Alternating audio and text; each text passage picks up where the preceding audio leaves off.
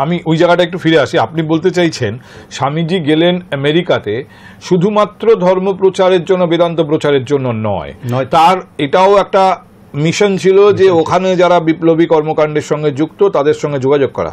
ওইখানে গিয়ে উনি ইংল্যান্ডের একজন বিপ্লবীর সঙ্গে যোগাযোগ হয়েছিল, যিনি ভালো